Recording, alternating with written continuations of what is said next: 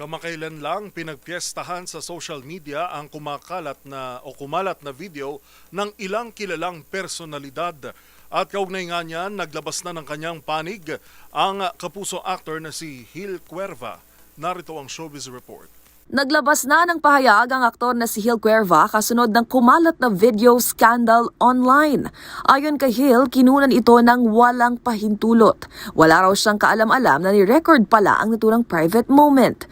Kasunod niyan, nagbabala ang kapuso star na ang paggamit ng hidden camera at pagpapakalat ng ganoong video ay seryosong paglabag sa kanyang privacy at itinuturing na isang mabigat na krimen.